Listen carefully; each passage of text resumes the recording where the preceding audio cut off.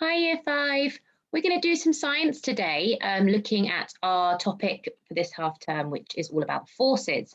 Now, I know we did, as I mentioned in the last video, forces in Year 3, but we are going to look at them again a little bit more closely with a bit more in-depth scientific knowledge. So we're looking at a little part of forces today that is called friction.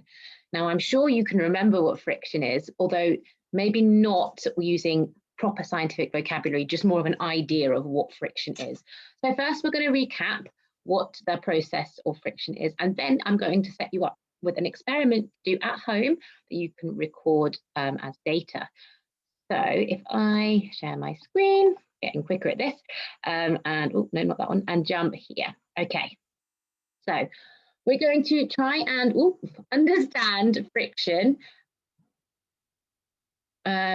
That is a force that occurs when two objects move over each other. And it doesn't matter what direction you're thinking about. So it could be this way, some friction works vertically.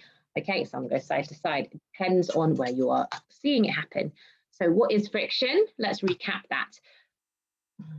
So it's when a force, the force that happens when two objects rub together, so they have contact with each other. So when an object appears smooth, it's likely that there is less friction. Okay, and we're going to think about different materials and the properties of those in a minute. And when the two objects are rough, it's likely that there is a greater amount of friction. Okay, so let's have a look at this picture here of somebody skiing. Okay, what is going on? Okay, even though some objects look smooth, microscopically they can be really, really jagged. So for example, snow, it looks very smooth, and it is smoother than a lot of objects. However, skis need to be designed so that the lumps and bumps from where snow has its jagged edges, the skis themselves that come into contact with the snow are able to ride out through those bumps and even stones on the surface, so people can be really good champion skiers. Okay. So as they slide against each other, they kind of grind and drag. So if you've got a smoother surface, it's less likely for those bits and bobs that stick out to get caught between each other. Okay, so if there's no bumped out parts, then they can just travel over each other without any resistance, any friction. So there are times when we want friction, okay, because it's needed to keep us safe, or perhaps even to just be better at a sport or something like that.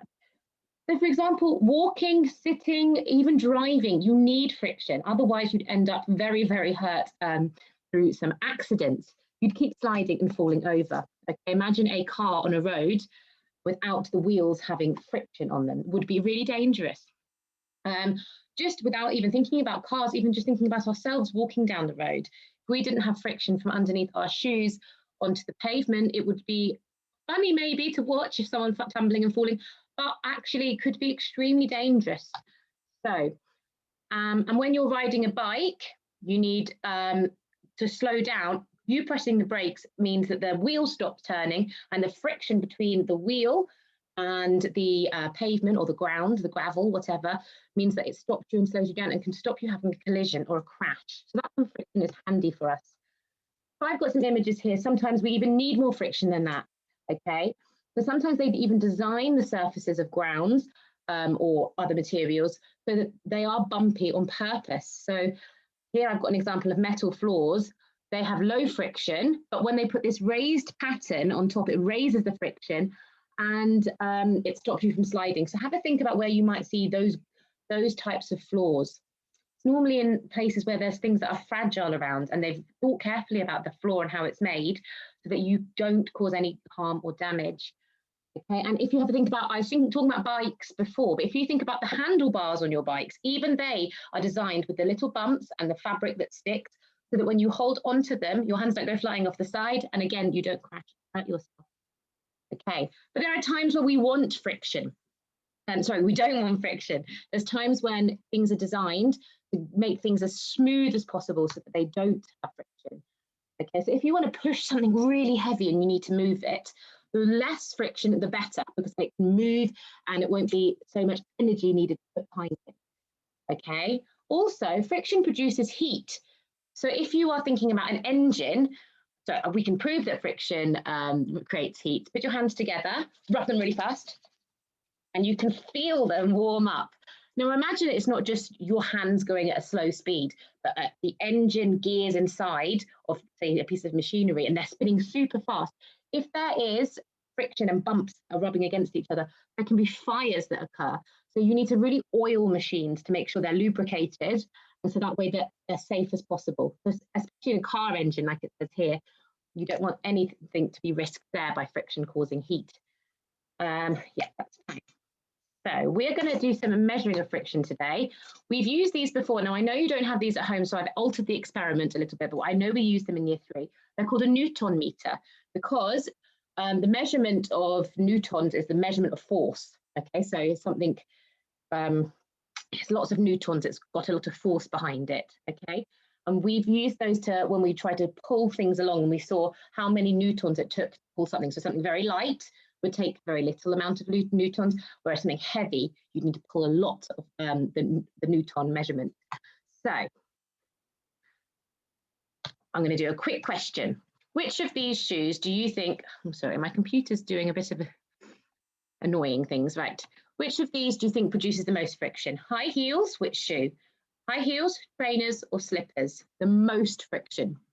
Have a think. You could write it down or just say it aloud.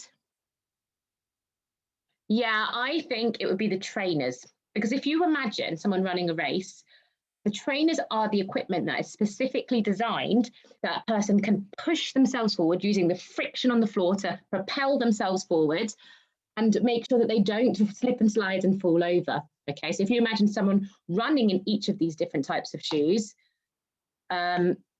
then you can see which one has the most friction. Someone can run in trainers really, really easily because they are actually designed by the engineers who make them, and it is engineers, to make sure that they are as gripped as possible on the surface of the ground.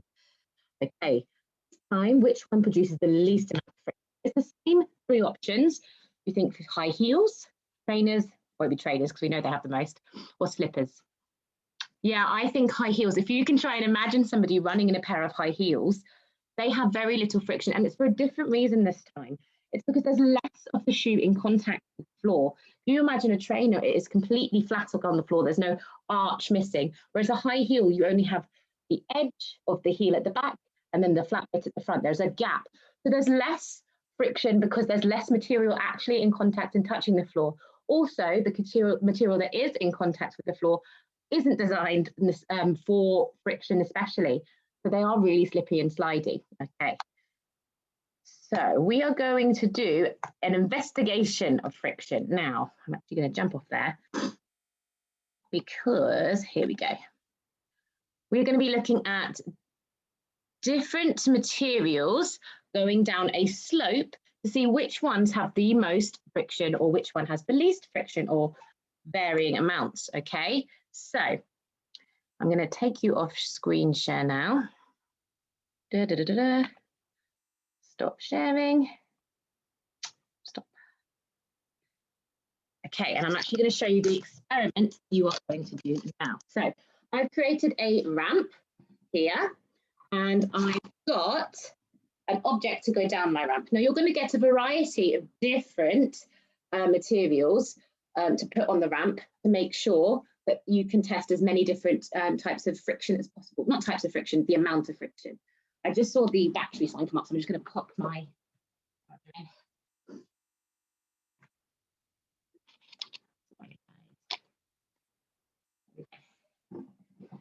So, first things first, you need to make sure that you've only got one variable that is changing in your investigation, and that we know is going to be the material, okay?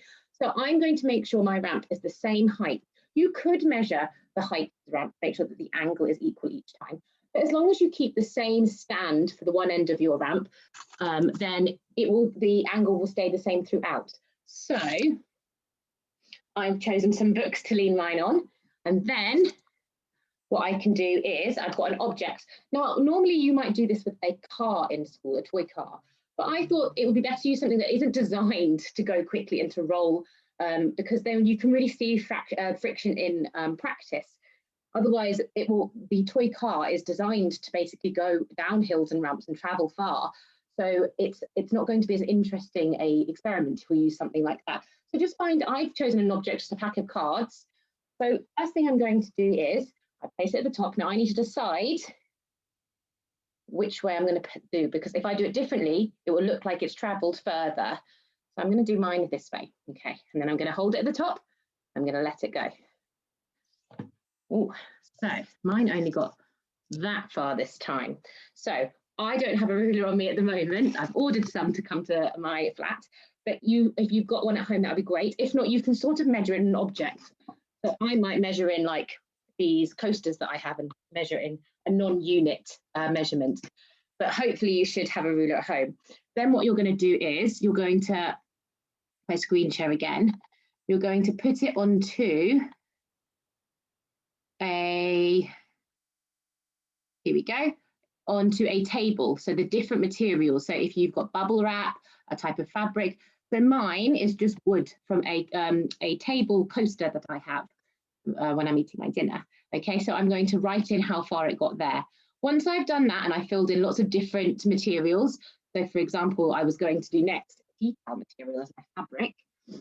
What you're going to do then is you're going to use my template for a graph, which is just here, and you can measure, and in centimeters, or if you're using an unit fraction, you can do that. Draw in the graph for how much each traveled, okay? So before you do that, I want you to make a prediction. So first what you need to do is gather your materials just to have a different range of materials that you're going to use on your ramp. And then I want you to make a prediction of which one of those you think will have the most friction and which one will be have the least friction. And then you can do your experiment, put your numbers, your measurements in the table, then put them into the graph so you can see it nice and clearly, the results. And once you've done that, you can maybe write a paragraph telling me whether your predictions came true and why. All right, guys. Sorry about the computer difficulties I had there, but hopefully you should get the gist of what you need to do. And yeah, have fun experimenting. See you soon. Bye.